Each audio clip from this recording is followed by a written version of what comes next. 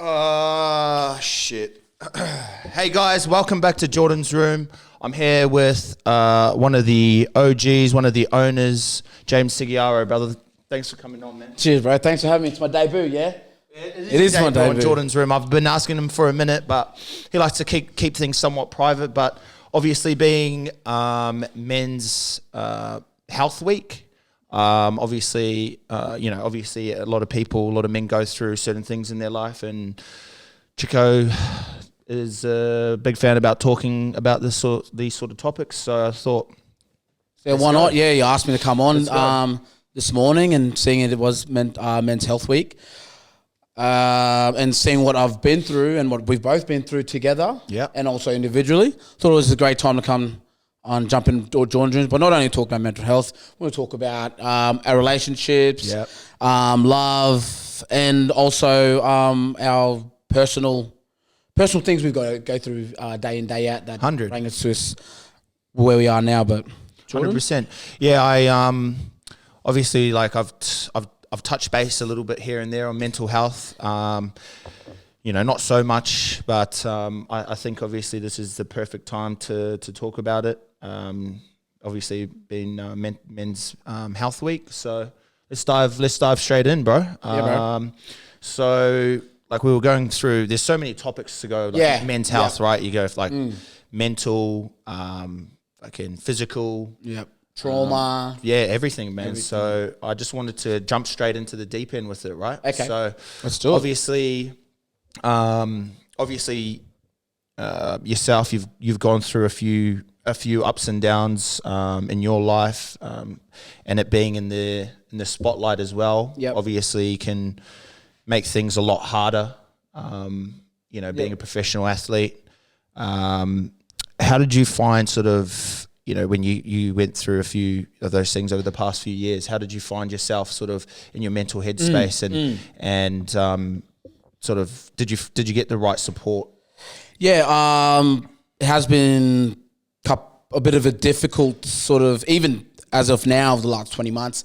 And now we've obviously I've come out to the other end of the 20 months, seeing I've got suspended from ASADA and my career sort of been taken away from me without me having to do anything about it with the ASADA ban and whatnot. But the best advice, or not best advice, I'll say I'm going to talk about it through my sort of experiences, because I'm not an expert or anything like that. 100%. So we're just talking about it. We're just talking about it. And that's the thing as well. Awareness is more than anything. Exactly. It's like with the stigma around men's mental health, people men find it hard to sort of reach out, talk about it. And I think the platform that we have, obviously a lot of men follow us.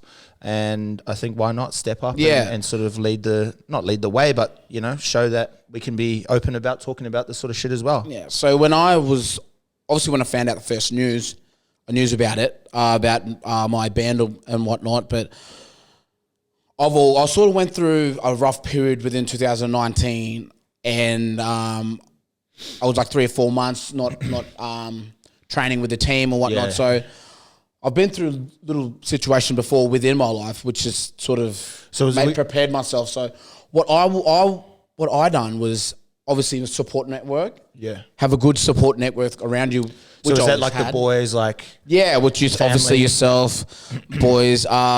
Seeing I'm from Cairns, I didn't have much family here. Yeah. So making sure I had them, them true friends, them true mates, and was you were up in Brisbane. You were up in Brisbane for a minute when that all. Yeah, when that all came down with the ASADA ban, and that was tough. That was tough within itself, but I was lucky enough to have friends up in Brisbane and have close-knit friends, but also lucky enough that my sister lived in Brisbane as well. Yeah. But do you think, like, when it comes to supporting friends, I feel like it can be really hard to reach out to, to actually initially tell people? If definitely. I'm very a proud person myself, and it's also works in both ways, but being proud. And I think that time of men actually being too proud and not asking for help is slowly deteriorating and we're slowly breaking down the walls within the rugby league community. I feel, from my personal experience, but the stigma's still there of, they don't really want to talk about their feelings and whatnot. But I'm a strong believer in, I think when men are like that, it's mostly got to do with themselves and their past traumas or something they've experienced. Yeah. To not be transparent with, their partner yeah. or their friends, and not putting themselves or being that vulnerable of speaking about it. Because when you don't want to talk about something that to someone you love that hurts you so much, or you don't, it's just within your own insecurities within yourself. So it's about being okay with yourself, I think, which I found that helped me the most. So when stuff like that happened to me, like with the Asada band, first thing I done was, it was tough, but first thing I'd had around me, which I was so lucky when I first got the news, I was over in Turkey. Yeah. I mean, Jordan going to Turkey, and I had Matt Moreland and Normie. Yeah. So there we go. There's my support network. Yeah. And even though Normie don't know much, he does know much. You know what I mean? Yeah, I know what you mean. So straight away, he was probably the perfect person to have, him and Moisa. Yeah. Because I was like, should I go home? Should I catch the next flight? And he goes, listen, the best thing for you to do right now is stay on this trip, enjoy yourself, because you don't want to go back just yet. Like when it was too much and all the chaos and stuff, and then I probably would end up getting off the airport and saying something that was sort of come back and bite me later on. Yeah, later on, and because it was obviously like a sort of a case as well against Asadi and myself. Yeah. So like, in saying that, I reckon. Do you think like with like, how would you approach it? Say, if you are a proud person, not yourself, but if someone's a proud person, how would you approach it to say, if you were a friend or a bystander? If you're a mate and you could sort of see someone's off, how would you approach that? Because as you said, so many men are proud to speak about certain issues in their life. Well, obviously, first thing I'll do, how to approach it. I wouldn't go approach them in an open setting. I'll make them intimate. Like catch up for a coffee or something. Catch up like for that. a coffee, or just going up trying to talk to them. If they don't want to talk or whatever, just making them aware that you were there for them. Yeah, you know what I mean. But like, just not trying to push it, or whatever. But yeah, I know. Be persistent in that sense of like, if it doesn't work once, don't think, okay, he's sweet. He's sweet, yeah. Just keep going, but not even say anything. Just make sure your presence is there, because like everything else, better yourself. Persistent pays, doesn't it? Yeah, it does. So like after a while, it's the walls start coming down, and then you start opening up. I think in like friendship circles, I think with us from experiences, we're all quite open with what's going on in our life within our circle. Yeah. So obviously it's in the media and shit like that, but I feel like we're always open to talk about things to each other. Like if I've got issues going on, I'll reach out to Scope or fucking anyone. Yeah. And I think that's also very rare to have. Like it's so rare. Like it is. It is very rare. A lot of people don't have a support network, or a lot of people don't only have one or two friends or whatever. Do you think that men aren't able to, that men don't know how to ask for help? Yeah, yes and no. Do you know what I mean? It's like, it's a very, very hard. So it would be the case. Most men, but some, like I said before, just that the proud, barriers, being just proud. like, they're being proud, or like, I can do everything myself, which is a good trait to have in sense of getting things done, and the masculine energy, masculine energy. But like it's it's an isolation thing. Yeah, I think it's important what you said as well is not just doing it. Not just doing it once, checking in on your mates literally all the time. Like, hey, like how's everything going? Yeah, well, that's what thing you're very good about, Jordan. Like you're always just like, you've got a lot of friends or whatever, but like you make each individual feel like they're the only person. Like and people like things special. You know what I mean? We always catch up. You know what I mean? We always catch up, but you do that with heaps of other people. So like. Always like trying to. If you're a bystander, like making sure you're just not bystander. Present. You make sure you're present within the moment of talking to the person that's going through it, or just showing you care. Yeah, I think everyone knows, but you always get caught up in your own life and whatnot. But if you can take a step back and, you know, put not ego in a bad way, but put ego aside and you know, talk about, you know, whether it be family or breakups or a loss. Once you start talking about it, it takes that pressure off yourself and you know.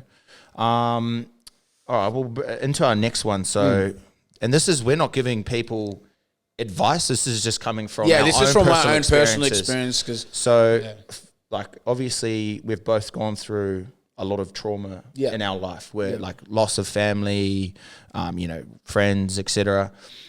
How have you overcome situations where you've had to overcome trauma that and you haven't let it affect you in other times in your life? Because like for me personally, right? So overcoming trauma in you know, in NZ or in my life, you'd always turn to alcohol. Like alcohol, drinking, partying, whatever. And, you know, you can party and have fun and all that shit, but, you know, is it for a happy reason, or are you just going out to sort of, you know what I mean? So I feel like it's sort of like a band-aid, a mask.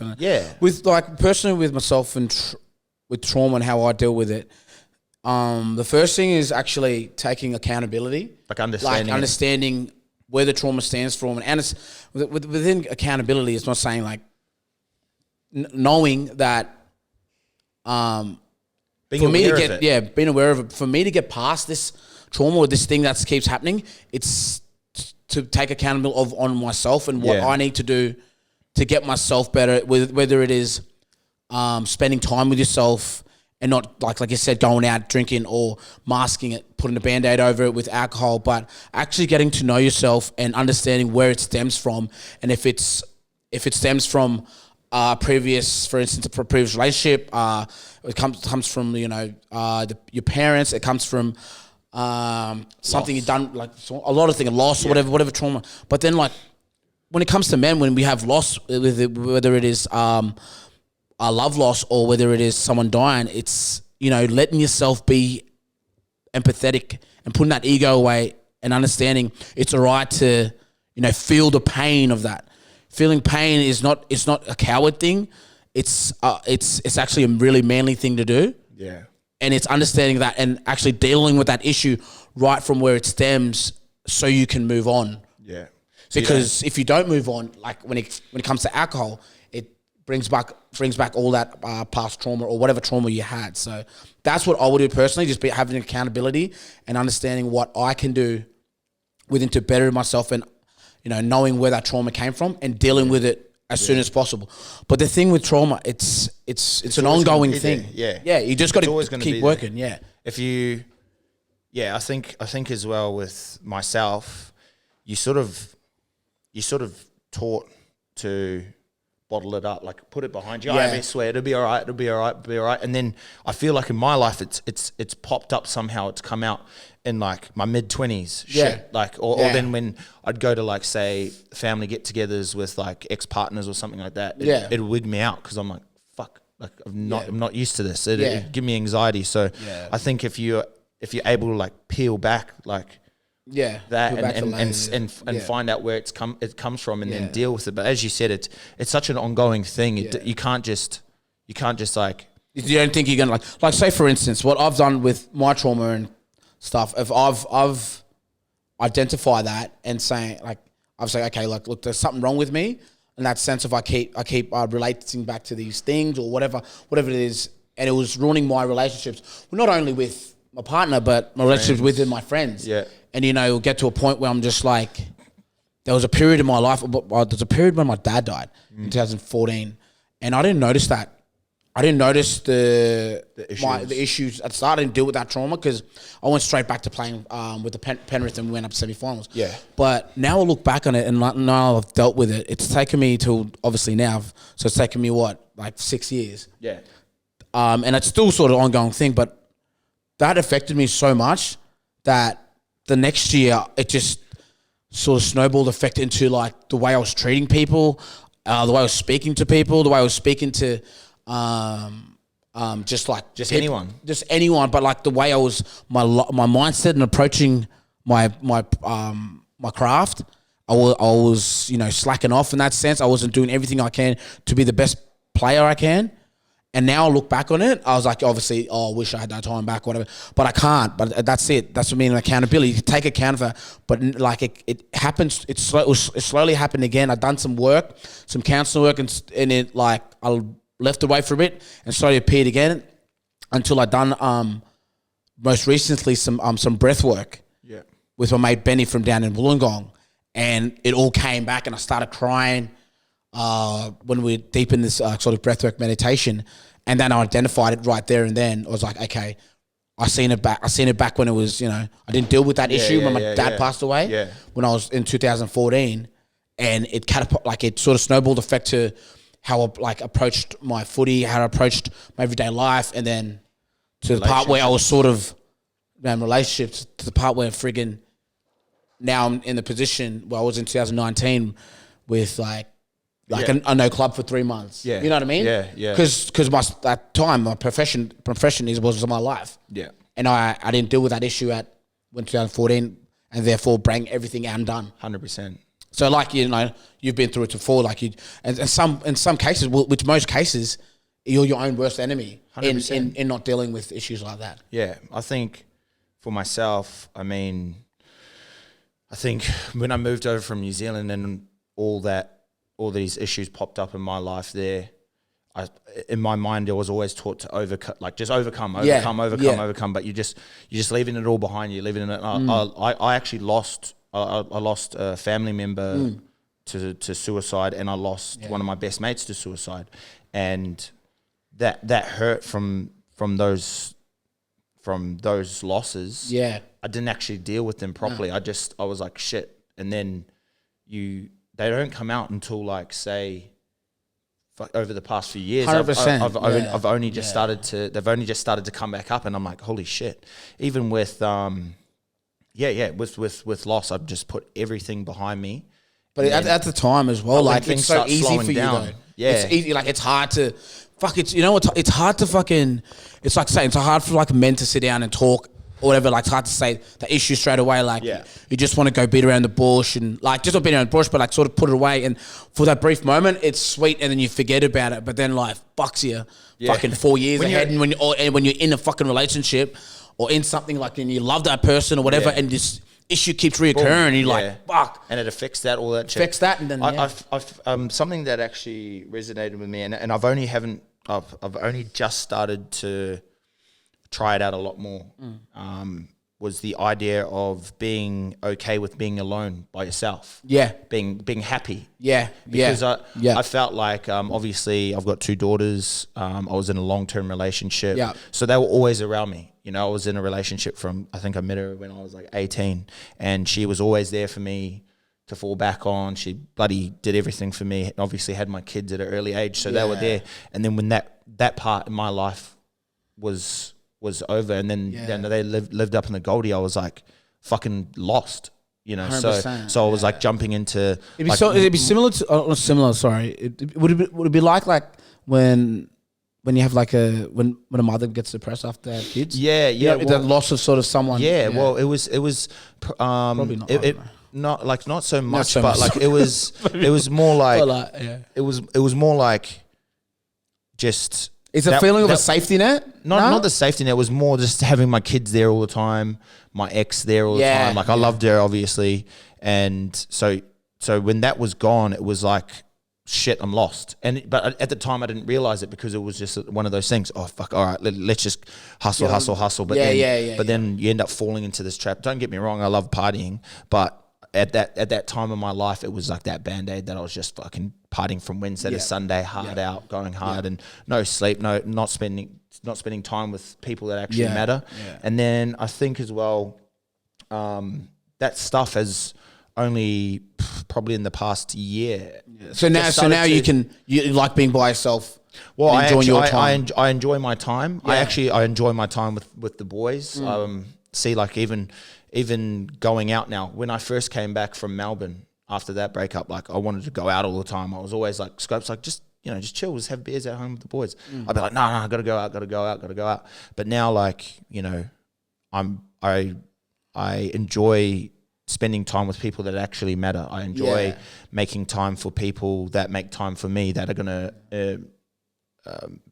impact my life in a positive way, instead of, not saying that people are bad, but like, honestly, like everyone's got them friends, like, why you just call them good, for a good time, and there's nothing wrong with that. But if you're caging shit up that's affecting you, it's only going to come out when you're fucking 100%. Doing that shit. All right, so you're like, I'm sort of touching again on that, like, spending time with yourself and getting to know yourself is low key like the biggest self love. Like, if that's like, once you love yourself, and not saying that in a cocky way or anything like that, and once you like are so happy within yourself, but you like, why you're so in, like, some things bring up the insecurity, like, why you are why you are, like, why you act the way you act because of your dad or whatever. Once you understand everything about yourself, you know yourself in that sense, your life is so much fucking better. Like, you don't give a fuck what anyone says or whatever, and you love yourself for that. But also you are more in touch with yourself, and when you do fuck shit up, or like when you're talking to someone and you be inappropriate or whatever, you can. It's a little voice in your head, and you're like, okay, check yourself. Yeah, check yourself. Because you're one with yourself in that sense of, if you're in a relationship, you can sort of pull back or understand why you are the way you are. Yeah, well, that's the thing is I find if you've got that trauma in your back of your mind, and you haven't addressed it, and you haven't found love within yourself, then you're unable to actually give love to others. Like, you can, but you can't. It's not consistent. It's those issues are always going to be, always arising during those relationships. So, fucking love yourself. Okay, so I think as well, like a few more things with mental health as well. What would your advice be to say, and from your own personal issues, is like, how do men find purpose? Because I've found over I've gotten lucky, obviously, joining YKTR for my personal experiences. Just playing footy at a young age, and then moving to the mines, working in the mines, and then jumping from career to career, project management, fucking a lot of shit, construction, lot of different Jack things, of all trades, master of none. Obviously, exactly. So now I've obviously the king content. That's what everyone's saying. King Kong content. Obviously, with coming into YKTR, I've found purpose within my life again. So now my happiness is booming, all that shit. How would you say for men to try and rebalance, their life when you get into your late 20s, your early 30s? Whatever age, I reckon this is for whatever age. This is what I done personally to help myself. So, first thing, like when it comes to not finding purpose, is either what I done was the biggest thing is setting goals. Set goals, like honestly, that is in itself so motivating from someone like myself that has uncertainty in their life. When I had uncertainty when I first found out the news, when I wasn't got, like, I couldn't be playing for like 4 months. 4 years. Pardon me. So like straight then and there, personally, I had like all my money was tied up in my house. Stuff. I had like fuck all money. To be honest, I had fuck all, not zero. Fuck all money, whatever. And I was just like, what the fuck am I gonna do? Like, all these things. So when you first like all the emotions, when you first hear the news, or I don't hear the news, but when you've like have got uncertainty in your life, or you don't know your passion, just don't be don't rush to shit too much. Sit in it for a bit and fucking be one with yourself and understand who you are and what you want in life. Like just sit within yourself and understand your passion or what you want. And once you find it, and the thing is, it's not a fucking race for anyone. It's not a race. Don't look at anyone else, because it's only you that live your life. No one else lives your life but yourself. So what you have to do is make your fucking self happy. That's the number one thing when you don't have any passion. Make yourself happy. And once you understand your passion, what you want, set fucking goals. Whether it set goals, this is small goals as well. Small goals. This is like go 6 months, right? You go 6 months, 3 months, 1 month, weekly, then daily. You always set your goals. Well, this is how I said. You set your goals. You further it. Say, for instance, I want to run fucking 5Ks in 6 months. You see fucking 5Ks in 6 months, and you can work back from there. So I want to. So say fucking 3 months. I want to fucking run 2 or 3Ks without stopping. And then you go to a month. I want to run two or 3Ks fucking with 1 or 2 stops. This is just a small example of what I do. And once you have that purpose, that's a little purpose in your life. Whether it might be a fucking run, like a running, a walk, a run, and then from a weekly 1 or 2 walks or power walks into a slow run. You set them little goals and little things in your life, and that will give you purpose. Trust me, I know this. It will give you certain purpose that's the only, like, it might be a run, but that's the fucking thing you can control in your life. Yeah. Because when you have uncertainty, you don't know your purpose, focus on things that's going to make you like have purpose in the sense of things you can fucking control. Do you find like all these... That's a little things, bro. Honestly, it's so like, because like little things like that, it's so like means so much. Might not mean all these fucking mad goals. I want to have this much money. I want to have like this much cars or whatever. But them little things, like, they tally up to make you feel good about yourself. Because once, like, you don't understand how good the satisfaction is of ticking up a little goal weekly, daily, weekly, monthly, like quarterly to fucking like half a year. You know what I mean? Yeah. And it'll set you on the right path, I believe, to finding your purpose. And do you think doing all the setting all those little goals, do you believe that when you're consistently hitting those goals that and you're like you can control, do you believe that it then affects the bigger picture? Of course, yeah, definitely. Like, you know, this is what we've been taught, like, as a professional athlete since like day one.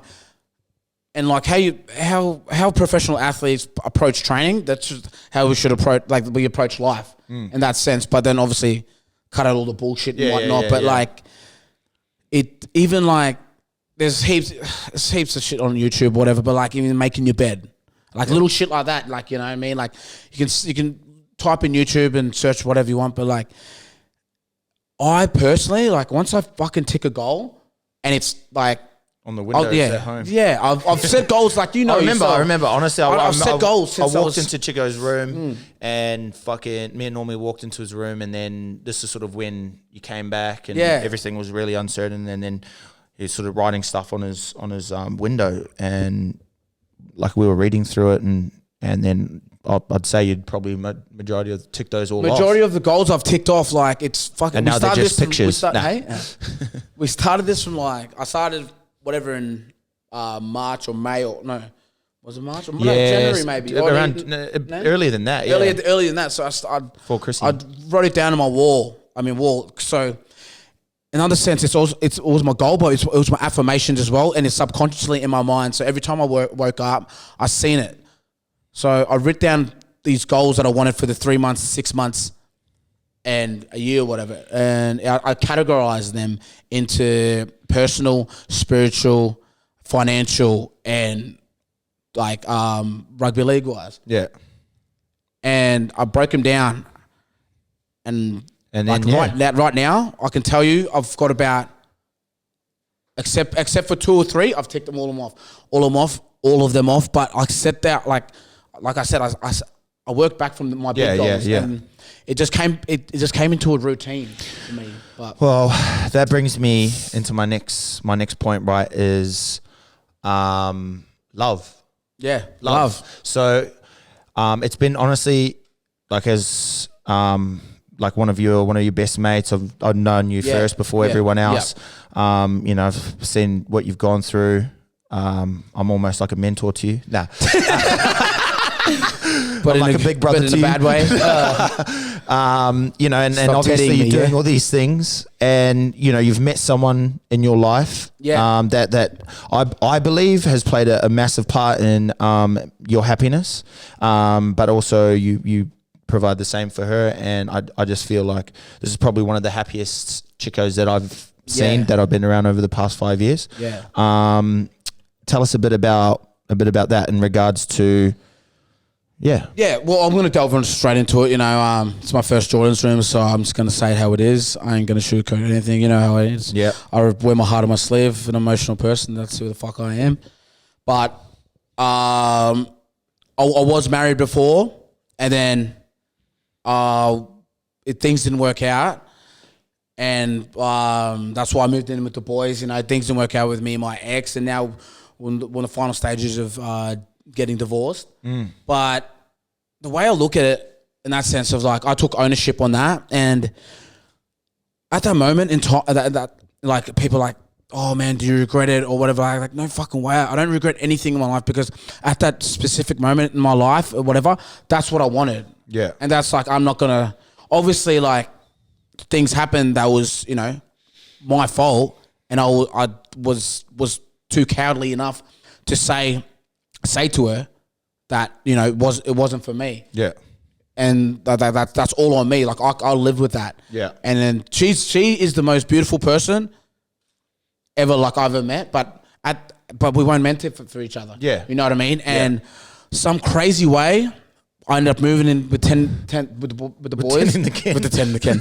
Moving with the boys, and I found this fucking amazing person, and if that all didn't happen, you know what I mean? Like, 100%. I would never be in this position. And like, I feel like she's brought like a lot of that spiritual, like, I mean, you've always been spiritual. Yeah. But I feel like she's brought that spiritual side of you that you're actually comfortable with acknowledging it on a day-to-day basis and speaking about it and being amongst it. So in regards to that, so like self-love, did you find like that you had to sort of like I said, like when we went through the breakup, and I was staying at the boys' house, like for fucking 2-3 months, bro, I was on the couch, wasn't I? Yeah. But like, that couch is the best couch. Yeah, the best couch. But it was like fucking, bro, like legit. When I was dude, like not without talking about finding yourself, whatever. I was like caught in a fucking rut. Yeah, you know what I mean. I was like going out every weekend and just whatever, sort of putting band-aids on it. But I knew like deep down inside, like I shouldn't be doing it, or like this is not good for me. But like I said, I was like, fucking, this is what I want to do, and this is what I'm gonna do. But it came to a point where I sort of was, you know, hanging out with Project, and she made me feel so much empathetic. Yeah. Sorry, I mean, no, I love Project. So call it Project. It's a nickname. We all call her Project. Yeah, so it's no disrespect. It's not disrespect, but I haven't been that empathetic as she's shown me to be. Yeah. Like I wouldn't give a fuck. For instance, like dude, like someone says something, I was like, whatever. Like I wouldn't give a fuck. Or like I treat someone a different way or whatever. But like, you know, finding her and then like also discovering a bit about myself within her. Allowed me to be like, fuck, maybe like I should be talk this person a different way, and like, you know, feel that feeling. She's pulled you up a few times. She's pulled me up, like put me on the, like, and all my relationships, no one's ever done that to me. Nah, never. And like, if they would have done that, I would have like, yeah, sweet, this. later. You know what I mean? But with her, I'm just grateful. Like, fuck, man. I'm like, dude, it's almost like she's helped you remove the ego from like... Well, definitely. Like, I still have fucking a lot of ego, like still a bit, but like, you know, I'm so mindful of like not wasting her time. Of course. When it comes to relationship, when guys have a narcissistic trait, sorry if I said it wrong, but like, you know, a lot of people, I fucking have it, you know? I have it. Not everyone's perfect. Not everyone's perfect. I do stuff as fucking like, you know, but like she's pulled me up a couple of times, and I've allowed myself to like, fuck, man, that ain't cool. You have to look in it. Like, I'm looking in the mirror at myself, like, that ain't cool. Like, she's like, dude, imagine if I fucking left you for your mates, or for my mates, and like bailed at the last minute. Oh, yeah. People that do that, like, you're wasting time. Don't waste fucking people's time, because it's not cool. And I do that sometimes, so I'm not saying like I'm perfect. Yeah. But like, she's allowed me to be transparent with myself and say, look, fuck, I think so. I'm gonna not hang out with my mates because, you know, our time is more important, or like I don't want to like, you know, feel the way she's feeling, because fuck, it hurts me. Yeah. Well, then like, don't come crawling back if things don't work out. Yeah? Nah, well, you know, you'd be my first bender guy. Oh, we're like, come on then. All right. Well, so I wanted to say like, so for myself and personal, you know, I've found it hard to, like, my thing is in my mind is like, how do you love someone if you've really never known love. If like the people closest to you have hurt you, if like family and you know, sisters, brothers, like whatever, cousins, if the people that are meant to love you, you know, they hurt you, how are you supposed to accept love from a stranger that, you know, you've probably met and say things are going really well. I've always found like I self-destruct. Yeah, self-destruct. Like when I get too close to someone, I'll do something that I know that they don't like. I'll go out, I'll party, I'll fucking just because you're not used to like it's weird. It's a weird thing, and you know, as you say, you gotta take a look at things. Yeah. So I've taken a step back and I've realized that's an issue, and you know I'm probably going to do it again. Yeah. But I reckon, personally, it's got to be a bit of maturity too. Like, obviously, like when you're going through, like, you have to. I think when you said sorry on like, even just wasting someone's time, I think that just then taught me, you know, that just then actually triggered something in my mind. Exactly. Like, shit, if you appreciate someone's time and you realize that they're taking time out of their life to give you their time as well. Because at the end of the day, time's the only priceless thing in the whole world, really, isn't it? Yeah, like, it's the most important. If you've got to be truthfully honest, like time is everything. And what's your idea of love? My idea of love, like loving someone, like obviously self-love, but loving someone. What's your idea of it? I don't have I can't say a fucking idea of it. Like mine is more of like a feeling, like fuck. Like, I'll tell you yours after you tell me mine. I'll tell you mine after you tell me. What do yours. You mean? Like love. Like what does it feel to you? How does it make you feel? Fuck yeah. Man, holy shit, man! No, because I fucking love this girl so fucking much. That's what I mean. Like, I've honestly like it's crazy because like. What does it make you feel? Like, how do you feel when you think about legit? Her? Like, if this is gonna sound, this is part of my ego talking. It's gonna sound so gay, but in a good way. It's like when I'm not with her, my heart's beating. Yeah. Or like with like my heart's beating to yearn for her. Like, you know what I mean? Like my heart's beating to be with her again, and it's like. It's a feeling like when we are together, like it's just that connection of like being one. It's magic. Like it's not like I can't explain it. It's more than a feeling, and I can't I don't have the fucking vocab to explain it into words. But people that have been in love or whatever are like in love know exactly what I'm like talking about. Like every second of every day, like she runs through like I love she's like in your mind. She's on my mind every second of every day, and like. When I'm not with her, I think about her. Yeah. But like, say as you will what that is, but like, to me, she's like the one. She's the one. She's the one, but I can't like. I'm sorry, I can't explain. Yeah. No, you don't need to apologize. It's just like it's a sensation. Yeah, it's just like fuck. It's honestly like it's the best. Anything could happen in the whole world. Or like fucking, I could get $1 million, whatever. That doesn't matter. Like, just being with her, like, you know what I mean? Like, it's fucking, it might sound corny and shit like that. Yeah, no, 100%. I just can't fucking. So, okay. So, in regards to this, right? I'm not saying because in regards to what you were saying about if you don't know what love is. Yeah. Like, I was just like saying like.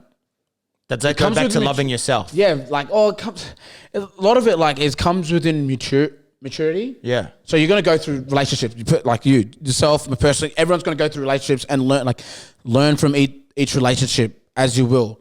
But like once you understand, like, is it meeting the certain person though in your life that might come into play? It's not rushing, bro. Like it's not understanding. You might fall in love. Today, you might fall in love 20 years. It's not trying to push it. You know what I mean? Like, I'll go on a couple of dates or whatever and like, oh man, trying to highlight everything about them and understand who they are. I'm not saying be like held back or whatever. Yeah. But be yourself and then like not trying. And then like a couple of weeks later, you're like, oh, I actually don't love this person. Yeah, it's just scamming. It's going through them like relationship, but like understanding who you are and like not giving that, like not obviously like learning from the relationship and not obviously jumping into it. Yeah. And like, fucking, I love this person because whatever, they're so hot or whatever. Like, it's just. I just wanted to touch base on a few of the naughtier sections of Jordan's room. Obviously, not too naughty because obviously respectfully. But can we, not you and I, but can people love more than one person? Whether it be from, because I feel like in 2021, so many different things happening. You're consistently showing the grass is greener. You know, you're always thinking, shit. Am I missing out on this? Should I be getting this? Should I be getting that? Yeah. And then I find people always go around in circles because they get this and then they're like, shit, I've missed that. And then when they have that, then they're like, fuck, I deserve this. That comes back to like, that was sort of like similar to what we're talking about with not like but loving can you others. love more than one person? And like, say if it's a I'll like tell in a you sexual this. manner or I'll tell you this. like open relationships. Yeah, I know open relationships. And like some people, I think it's individualized to each, like yourself, like to each other. Like if you can do it, but like personally, what I've found, like if say for instance, if I'm giving energy, if I'm going to give my focus and my energy to someone that's going to show me a bit of attention, or like say if it might be a like or whatever. Or they might be like, oh, I want to then guys that's always going to happen to you. But like if you truly love someone, that like that notification or that fucking the energy you want to give to them, whether it's looking at their profile or whatever, if you're going to show that energy, obviously it's going to bring that in the universe and it's going to set up ways for you to make that accessible. But I believe if you see that, like if that happens to you, you got to make a decision whether in your head, whether you want to give that attention, bring that universe, or you don't. Do you love that person more enough to let that in the universe? So like, let that within your path. Like if you love that person enough, it's like that you see it, but then like fuck, 5 minutes later it doesn't bother you because that's it, that's gone. Yeah, you know what I mean. But if you're always thinking that, like it's a fucking mindset. If you're always gonna think the grass skin, oh look at that, look at this, like you're never gonna be satisfied. Yeah, okay, yeah, that's interesting, man. I like that because, I don't know, But I think that, like, other people, open relationships work for them. I'm not saying it doesn't, like, fuck, I come from Papua New Guinea, man. And, dude, our wives live with our mistress and their girlfriends. Yeah. You know, and that's natural to me. I'm moving to PNG. You know I mean, we've got 4 or 5 wives. Like, that's just not wives. Would you ever dabble in that again? No, I'm joking. Yeah, Raul, man. Nah, I'm happy we had this. Happy we had this chat, man. I mean, obviously, I'm so happy. Thank you. Men's Health Week. We always have these discussions, Chicko and I, at home and shit, and like he's always giving me advice because, like, I suck at this shit. But yeah, man. Thank you so much for coming on, bro. And we'll, obviously we'll jump more into this now that you're going to be in the office a lot more. Yeah, thanks for having me on. Honestly, I really enjoyed that. Obviously, I got carried away a bit, but no way, I man. apologize. And that was fucking awesome, man. Like, I love it, bro. That's the subject that I like this and like this conversation. It's a bit of therapy for me as well because.